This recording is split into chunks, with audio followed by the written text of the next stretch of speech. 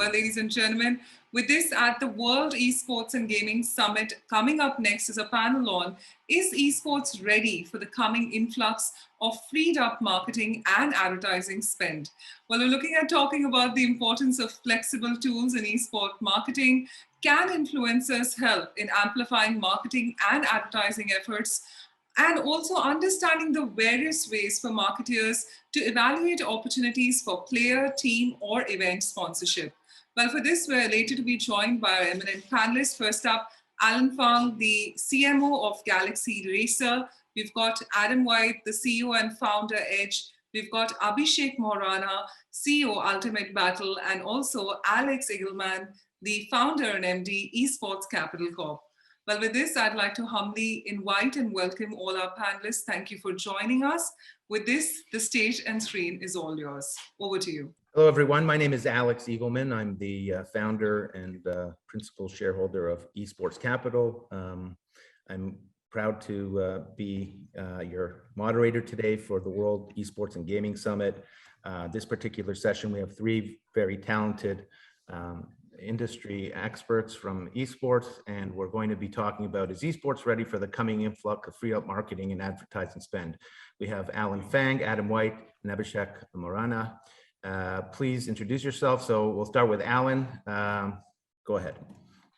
Everyone, good morning, good afternoon, good evening, or good night, wherever you are. I'm Allan, the CMO, Chief Marketing Officer at Galaxy Racer, Esports Gaming and Lifestyle Organization, headquarters in Dubai, Middle East, with market presence in Southeast Asia, South Asia, India, and Europe. We operate esports teams under a new banner called Ligma Galaxy. And we also have content creators who generate about 2 billion monthly minutes viewed every month and 370 over billion followers. Thank you. Thanks, Allan. And Adam, why don't you go ahead? Sure, man. Thanks very much, Alex. I'm also very pleased to be speaking here today. I'm the founder and CEO of a company called Edge. Edge is powering the creator economy. We do so by giving marketers the tools they need to access creators, specifically their data. So Twitch, Instagram, Facebook, YouTube, and Twitter, we can automate campaigns and do all of the reporting behind the campaigns and how they perform. I also have quite a passion for esports. I'm the co-founder of an esports organization with social purpose called London United. So I'm going to give them a shout out today. I didn't wear this t-shirt intentionally, but now that I see them on screen, I'm going to talk about them a little bit more. So yeah, they're tackling social issues like racism and poverty and social immobility, excuse me, in the United Kingdom. So well done, Ollie, to you and your team. But yeah. Excellent. Well, that sounds like a very excellent organization, and would love to know more about it. Abhishek? Yeah. So hi, everyone. My name is Abhishek Moharana. I'm the founder and CEO of United Gamers Hideout. We are an esports organization based out of India. So basically right now we create innovative esports IPs. So there are a couple of IPs that we're working towards. One of the IP is a massive talent hunt program, which will provide a platform for the best esports teams across the world to connect with the best talents from India. And as a result, providing these players with stability in the form of salaries. And the second IP that we're working towards is basically an esports or franchise style league. And again, we want to monetize the esports ecosystem in India, which is not well monetized in India. So we are working with a marketing agency. We will monetize all the 100 billions of views or engagement that we're generating. So we are taking their help to monetize that. So yeah, at the end of the day, we're working towards monetizing esports. Excellent. Well, thank you all. I think that's a great introduction, and we'll just a great segue into the purpose of this panel today, and really to understand where the opportunity in advertising is, and with the presupposition that there's going to be a lot of money freed up. And in that regard, I would tend to agree that as esports becomes more mainstream, especially as the industry evolves, there's no question that money is going to be pouring into the sector. So having said that, maybe Allan, You've got some, varied background. You worked at several organizations. Why don't you give us your view of where you think the advertising spend will be happening over the next 12 to 24 months? Yes, thank you. We recently observed that even during the pandemic, due to all the traditional sports being impacted, definitely more money is pouring into the esports and gaming sector in terms of ad spend. There's few launches recently as we speak even today, like Visa is launching their own co-branded card with Mobile Legends and Mobile Legends Premier League in Singapore, and you see like MasterCard coming in as well. Not only the banks, there's even the telcos and all the different verticals, beauty brands, luxury brands, everyone. Definitely will see increase in spending once the pandemic slows down and market stabilizes again. And even though the esports leagues, on-ground tournaments are impacted, but there's still online activations happening day in, day out, and a lot of opportunity there to put logos and in immersive advertising amongst the players or even inside the game itself. Excellent. So on that point, I think I just saw today that Balenciaga ad with Fortnite in Piccadilly, and that's just, the fashion industry is so forward thinking. Already they're melding. You've got luxury brands like Balenciaga, which is tied in with culture, hip hop culture, and all kinds of other things. Now teaming up with Fortnite in Piccadilly. If that isn't a sign to people, I don't know what is. Adam, you are in the business of sort of telling advertisers if their money's being used in a proper format, and if they're getting great ROI. Can you give us an idea where the spend on your end, what you're seeing from your industry? Sure, man. Creators are going to earn a lot of money in the next 5 years, 10 years. I mean, not the next 5 years. This is a paradigm shift now, because every single person has a production studio in their hand, and it's amazing what some brands, like startups that we work with, they're outsourcing their creative. They're not hiring an agency. They're just using content creators. They're not even using the content creator to post onto their channel. They're just paying them to create the content. So it's interesting that like influencers, creators are creative directors, agencies in their own right. And yeah, I mean, we did some market research, and there's a bunch of statistics which I could bore you with that indicate that brands are going to spend a lot more money on creators. I think one of the things that's been holding them back to date is the scale of it. So, influencer marketing and esports traditionally doesn't stack up very well against other channels in terms of how you acquire customers and users. But that is only because the brands don't really understand those channels and how they're reported on right now. So I think we're seeing a lot more analytics tools. Certainly we've got tons of competitors that are scraping data and providing brands with insights on how much their dollar is worth in the space. And if there's that, the overarching point that I would say is creators are going to earn a lot of money, and brands will do well to work with creators because people trust people more than they trust bus stops and billboards. Excellent. Thanks so much. Abhishek, I'll just throw this out to you. I know that you're in the more of a sort of stealth startup phase, but in your opinion, how does this sort of money that's going to be coming down the pipe, how does that impact your business, and where do you see that? Yeah, okay.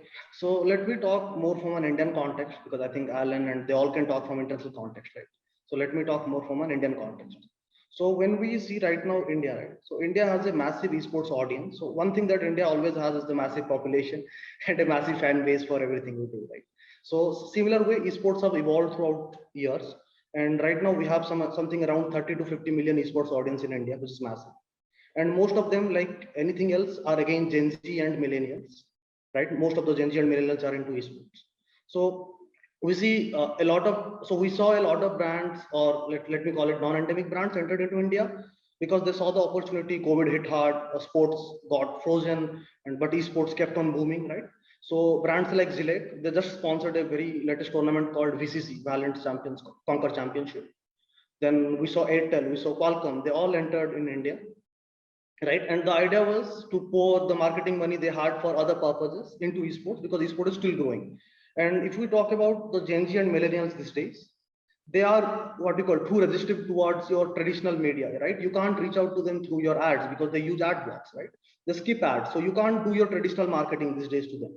So the best way to go for them is through esports, because like Allan told, esports has very beautifully integrated the products and branding inside the whole content, which you won't even realize it's there, right? So that's what esports has done, and that's what it has done also in India. So I think we'll see more and more brands entering because of it, the seamless branding addition into the content. And as we are talking right now, the esports audience keep on growing. So exciting times ahead. Thank you.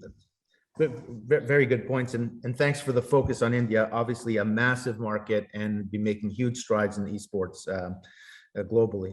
Allan, back to you. As I mentioned before, you've worked with some pretty substantial organizations, but as you know, you're part of a thread with me. There are a lot of smaller organizations that have challenging times raising money and just teams. So, how do you think that how is the professional esports organizations and the teams and those that want to sort of come up from the grassroots, how's that going to work with really what's going on in the industry today? You have some big players that are well funded, and then you've got a lot of other smaller players. So I just want your opinion. Yeah, interesting enough. Good question. I actually got asked this question a few weeks back, and I'm going to share again as well. Basically, for the smaller teams, right, you can't get your, I don't know, Nike, Adidas, or Louis Vuitton, or Gucci, etc., right? Because they go to the fanatics and all that. But there's still opportunities to educate the markets around you, hyper-localized companies who have not yet explored esports.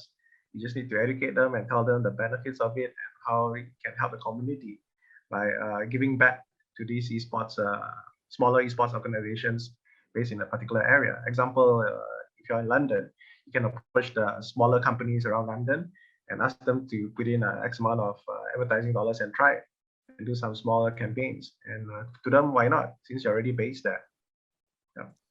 Yeah, that's a great point. That word hyper localized. So, I guess with all this money that's coming in, there will also be the smaller advertiser or the smaller organizations, like you said. Whether it's someone that has 6 fish and chip shops or even or whatever. And then that's a good point.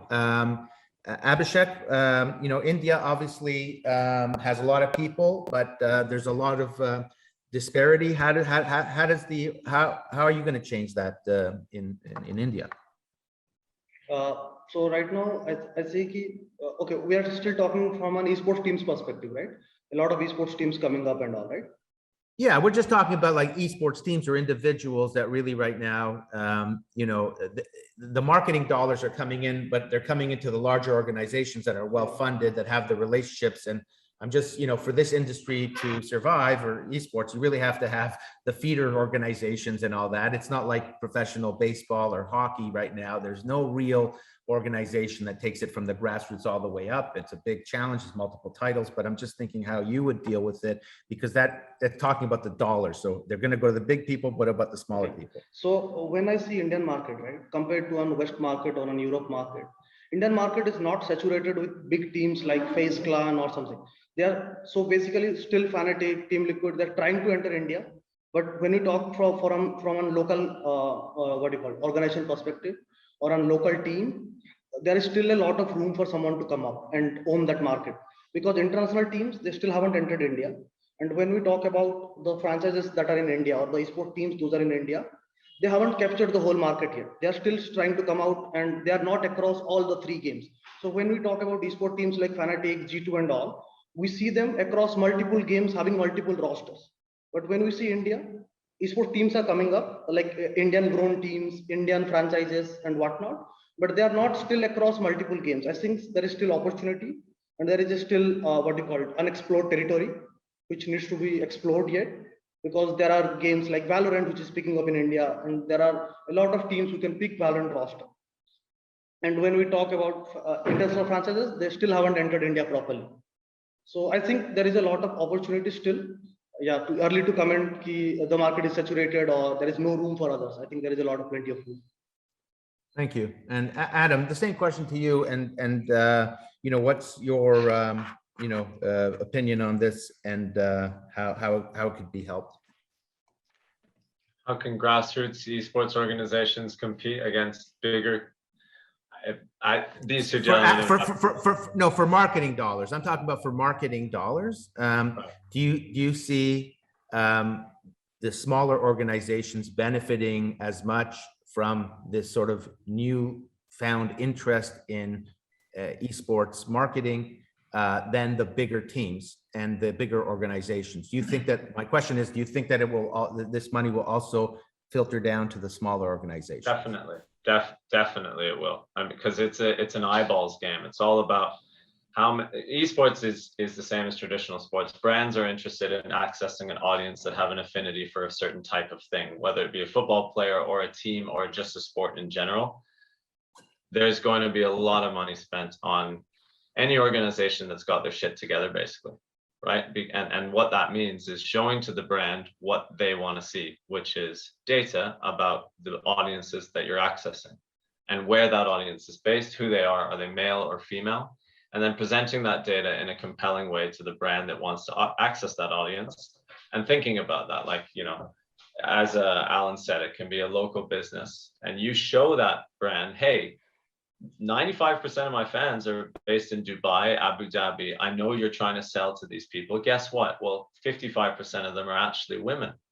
I mean, those might not be the statistics, but any organization which is able to do that, any organization of content creators, it's going to make a lot of money, because when you have access to an audience, you can sell your products to them. And if you are being the catalyst or the conveyor belt for that brand dollar, you're a money-making machine. So it doesn't matter if you're Fnatic or London United or Galaxy Racer, but if you're not reporting properly, it won't work, obviously, because that all of the money is going to come from brands accessing eyeballs.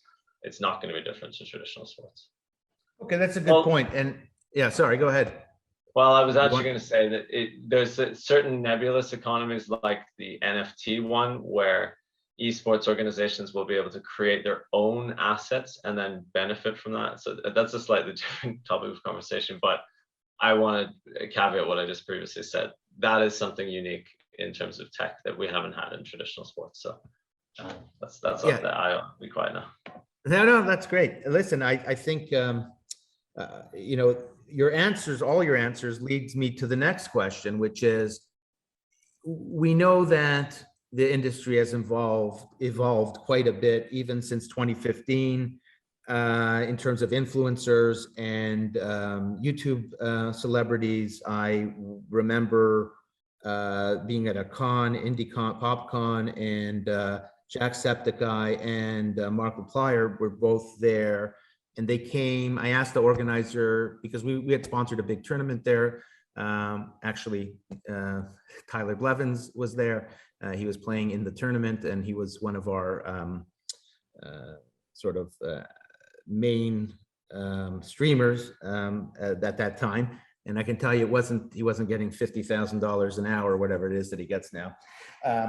But having said that, the reason I'm saying this is that the industry has evolved and people's preferences have evolved. So this whole talk about the metaverse and what Fortnite did with so where are the dollars really going to? Are they going to the influencers and the streamers that are not really professional players, but that are leveraging from esports culture and the games, or are they going to the teams? So, maybe Allan, you can start off with an answer there.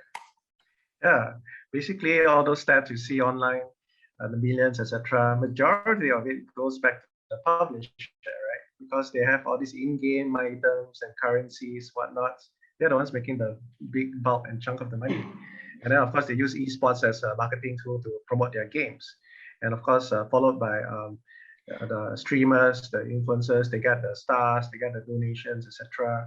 And they get the brand deals, like Adam mentioned earlier.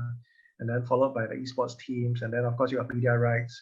And then, for example, you see the reports, like League of Legends, the slot cost average about $20 million US in the US, or even more now, right? And then back then, Overwatch as well, And of course, franchise slots, even for example, the other part of the world, in Southeast Asia, Indonesia, a Mobile Legends slot will cost you $1 million US. Yeah, it's a lot right now. And in Thailand, a slot for ROV, Realm of Valor, costs around 60 to 80,000 US dollars. And you don't need to pay a monthly salary to the players at a certain minimum amount and stuff like that. And my personal prediction is even Tencent's PUBG Mobile will be franchised by next year, definitely, So we see all these things happening. So definitely there's a lot of moving parts and a lot of money flow around. But majority, I personally believe, goes back to the publisher, the game owner. So interesting. So your prediction is that PUBG Mobile and what was the other game will be franchised? What was the other game? Just PUBG Mobile, they'll be franchised by next year. Right now, it's still very open. It's free. Yeah. It's free for all based on your credentials. If you qualify, you go through to the semifinals, etc. Mm-hmm. Okay, interesting. And we'll talk. That's a good point because I want to touch upon mobile as a question afterwards. Abhishek, your opinion on my question, if you need me to repeat it all. Yeah, sure. Yeah, I think undoubtedly publisher is the first one who gets benefited, right? Most of the money goes to them because they do a lot of first party events, right? And publishers nowadays moving towards the franchise style leagues. Again, we see more money going towards publisher. But yeah, when we look at India, there are very very hand-picked publisher leagues that are happening in India. So in a whole year, combining Free Fire and PUBG, you will see around 4 to 6 leagues. That's all from publisher. But the rest of the time, it is filled with third-party leagues. So, and I see the next chunk of money that marketers put in, or as a proven fact, we saw Gillette, we saw Qualcomm, we saw Airtel. They go to those third-party tourney organizers and they put their money. And like I said, franchises or esport teams is still under the development phase in India. There is still a lot of room, there's still a lot of raw talents, underdog stories and all. So I think franchises are the third who gets benefited. But if I want to put them in order, I see publisher. Then second, I see the money going towards this third-party leagues and whatnot. Because in India, even the third-party tournament organizers, they create esport IPs, different third-party IPs. So I see the money going towards IP rather than service. It's more towards the IP, right? So yeah. Okay, thank you. Adam, your thoughts on that? Alex, can you remind me the question? Is it where I think that what I'm saying is as the industry evolves and we saw this, we see new concepts coming up, the metaverse and other things. So what I'm saying to you is the influencer model, basically streaming games, whether it's like a Dr. Disrespect or whoever it is, and creating a persona. Is that, you think that's the future of this, of where the money's going to go, or do you think that eventually there's going to be a metaverse and there's going to be all kinds? I'm just wondering where you think it's going. That's exactly what I think it's going to be. I think the biggest companies in the world are going to be the ones that create the metaverse. So I think Tencent is going to be the biggest company in the world. I think it'll pass Apple, because when you own reality, you can create your own economy within it.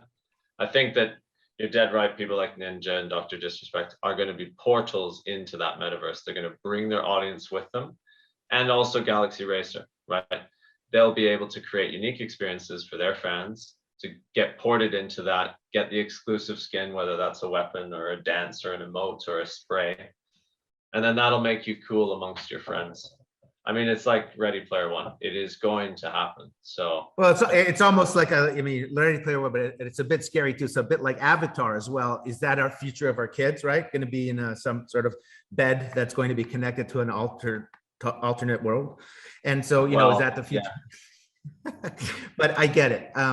So no, I agree with you. That's a great point. And maybe Allan, you want to touch upon that. Maybe the question was lost. So what do you think about the metaverse and everything, and how are you seeing that in in terms of spending in your world? Yeah, I totally agree with Adam. Aside to like Fortnite, you even have Roblox. You have Minecraft. They have their own versions of metaverse per se, right? You can build virtual houses. You can build a virtual Statue of Liberty and stuff like that. So it's definitely exciting times ahead. We don't know what the future holds. Even Facebook already shots fired. Mark Zuckerberg announced they're going to invest heavily in Metaverse and set up a whole division. Yeah. Okay, that's a good point. Abhishek, I'm going to ask you another question.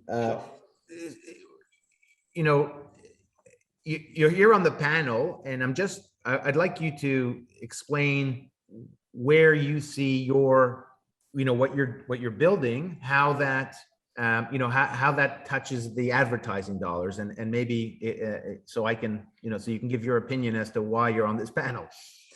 Yeah, sure. So basically, but like I said, right, we see India generating a lot of views, right? That is something we do. Even the recent Free Fire event, which happened which was broadcasted in our local language, Hindi, we got around more than 50 million views for one live stream. Not even across live streams, but only for one live stream, right? So we see there is a lot of views, but still we don't see what you call content distribution platforms giving us some deal, or content distribution platforms buying that media right. So that is where we see partnering up a media agency who has a lot of ad inventory with them, because we have the views and they have the ad inventory, right? And I see bringing such media agency will help us monetize that content. And I think content monetization is something which can get which will help India monetize the esports further, because sponsorships and everything that is there, but not up that level that we see in Europe or North America. But like I said, the views are too enormous for content. So the idea is to monetize the content and get more views, Okay. So would you say that if you were to look at other industries in India, the viewership speaks for itself in terms of what that means in terms of dollars, and yes. So you're just addressing a market that exists but hasn't been tapped into, is that right? Yeah. Got it. Okay. Yeah, I mean, I think all of you, bring different points of view, and it's extremely interesting. Let me ask you, Allan, just a general question. Today, are you seeing any changes from, say, the last 12 months in terms of where and how advertisers are spending money with your particular organization, if you can say? Sure, like what Adam mentioned, content creator space is really booming up. Majority of our revenues come from there as well. Esports teams, just be upfront, they don't really make money. It costs a burner. You need to pay for the salaries, the gaming house, etc. The fees to enter the event. If it's if it's you need to pay for it. So it costs a lot of money. The coach, the management. So definitely the content creator side. But at the same time, you see that there's a lot of opportunities coming up in the space in terms of like what Adam mentioned earlier. Of course, a different topic altogether, NFTs and all that, different ways to monetize. Of course, you got the FaZe clans and 100 Thieves monetizing on merchandise. So imagine you got the distribution arm there, the super fans who are willing to buy super expensive merchandise, and all these heavy duty collaborations coming up with luxury brands. So definitely you will see more of that. And the ad spend will definitely increase, like we shared earlier, non-endemics and even endemics as well. So it's a space that cannot be ignored anymore by all marketers. Thank you. Adam, in terms of your company, have you seen an increase in both interest in your product, but also usage by your existing clients? And are they able to, at least work out some sort of ROI or have some data that they can use to make good marketing decisions? Yeah, absolutely. We've had esports organizations, clients that have won business because they demonstrate to the local businesses that they wish to work with, low cost classes, for example, in London, who they're going to access as an audience. We also are helping esports organizations with their data tracking. Typically, Allan will be very aware of this. I'm sure you are as well, Abhishek.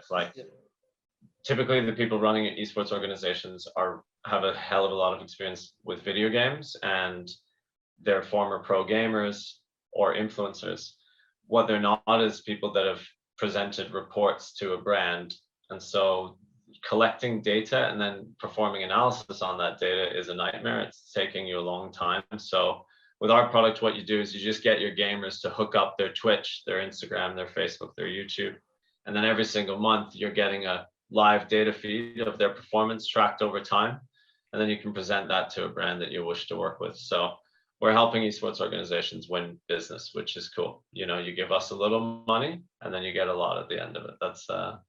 that's sort of the idea, right, with the money making boxes. But yeah, in terms of what I think the industry is going to do, like you asked Allan, I would like to add that I think that esports organizations with a focus on creating content are going to be the ones that win, because just hiring the best players and hoping that you win prize money is not going to work. You have to have like a content strategy. And like for people that are a little bit older, like us, think of it as like a television channel with a program. Like, this is where you want your audience to come every day and interact with Galaxy Racer. So what content have you got lined up? And it sure as it's not going to be just all tournaments, because there aren't that many tournaments. So yeah, I think the ones with the integrated strategies like phase, and I mean, everyone knows this stuff. So I'll just be quiet again. You're muted if you're talking to us. No, I said thank you. And I think absolutely you're correct. I think, one of the early, let's just say, protectors of their brand, TSM, has done extremely well attracting, even a couple of years ago, some pretty staid, Bessemer is not like the most progressive fund, but they invested in them. And so, and they've done a great job. I can tell you personally, we were paying them a lot of money back in 2015, which is nothing compared to what they get today for them to stream on our, but even back then, I could put it to you this way, it was about almost 10 times what we were paying Tyler Blevins, so Ninja. So I'm just wondering where all of you see the future, so we have a few more minutes, and I just want to give everyone 3 minutes. So if we were to have this conference 2 years from today, what the world is going to look like in terms of the melding of esports, popular culture, advertising, what that's going to look like, whether it's online, offline. And so whoever wants to start, because it's you have 3 minutes, and just please go ahead, as I'll let anyone first tackle it. Yeah, so let me kick it off. Okay, sorry. Allan, go ahead. Yeah. Okay, so two things. Franchise leagues definitely going to increase, especially in emerging markets, developed markets. I believe Brazil, Latin America will have more franchise leagues. That's a big audience, including Southeast Asia as well. China, South Korea already have it, including some parts of Europe, US. And the second one is mobile, blowing up like mad. This in the recent years, it's going to get even bigger. It's going to, I personally believe, it's going to surpass PC and console. Yeah, thank you.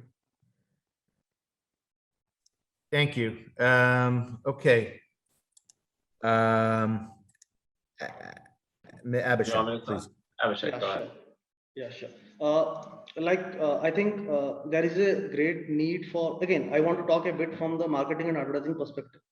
Again, we are, like Allan, I think Allan easily covered what the league's going to look like in coming future, and where the esports organization are heading towards, not just winning, but also being a lifestyle and entertainment brand, right? But I want to talk a bit from a marketing and advertising perspective, right? Where how the marketers or advertisers can evolve it, or where they can put their money forward, going forward, right? So right now, if you look at the industry, at least from an Indian perspective, definitely I talked a lot about views, right? But right now, the way any brand, when they sponsor, they look at the views and the engagement metrics, but there are no tools who can tell you what has been the ROI, right? Because when a brand do marketing, they use multiple channels. Esports is not their only marketing channel. So they are not going to attribute their success purely to esports, right? So I see there is a need, and I think in the coming years, a lot of marketing tools will come forward, which will give you the direct conversion, or which will help marketers understand what was the ROI has been, not just the viewership or the massive viewership, but how many of them turned out to buy your product, right? How many of them turned out to your social media channels? So I think such marketing tools will come forward moving in the future. And from an Indian perspective, I just want to talk another point is right now, if you look at West, right, or Europe, there are two platforms which have been competing and neck to neck is like YouTube and Twitch, right? So getting a brand deal or getting a content right deal is very easy. And if you look at China, there are 6 platforms who distribute content. But when you look at India, there is only YouTube.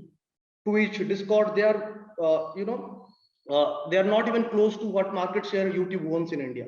So I see there is an opportunity for new platforms to come up in India, right? And opening up the, or leveling up the playing ground where people can choose which platform they want to lean on. So I think that is also an opportunity. Yeah.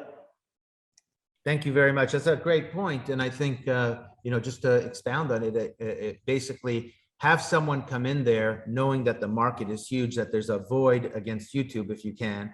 It would have to be obviously with big, deep pockets, but Yes. then somehow, attract that audience. And obviously that's a good point. Okay, Adam, your 3 minutes. 3 minutes. Okay, cool. Thanks, Abhishek, for the unintentional sales pitch. I appreciate that. I agree. Marketing tools are going to be very prevalent across the industry so that people understand the data that they're procuring.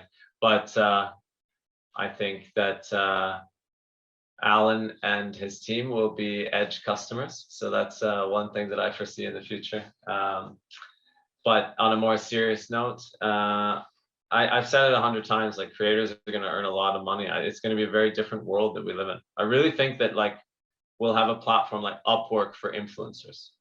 I think that this gig economy thing where imagine you're an indie publisher and you want to release a game in Scandinavia. Well, I'm going to go to all these creators and I'm just going to say, guys, I would need you to drive downloads. And as Abhishek has correctly pointed out, they'll have the tools to plot the conversion. That's how many downloads they drove. And I think what's going to be really cool is the sort of auxiliary technologies that sit on top of that experience. Like Allan was talking about that NFT thing. Like if it's a Galaxy Racer creator that sends you into this new game, you're getting an instant Galaxy Racer skin. All that stuff is going to be really seamless and beautiful. And I also think that TikTok are going to be pretty big in gaming. Excellent. No, I have to say, I agree with all of you. I think these were excellent points that everyone brought up. I think the future is definitely going to be different. What you said right now, Adam, leads me to think of how Wall Street underestimated the Reddit army and what it can do. And so, I don't think people understand the true vastness and popularity of both esports and more so as really a cultural shift. It's just part of our world. It's, we grew up saying, at least I did, like movies were part of your life. You went to theaters and no one ever said, oh, what's a movie? Or, how did this guy become so big, this actor? In the same way, I don't think people really understand the new shift, and anybody can be a celebrity. Anybody can be an influencer. It's just a matter if you have a following. So with that said, I want to thank each and every one of you. I want to thank our hosts, and I thought this was a great session. Good luck to all of you. And yeah, that's it. Thank you so much. Well, what a brilliant panel that was on Is Esports Ready for Coming Influx of Freed Up Marketing and Advertising Spend?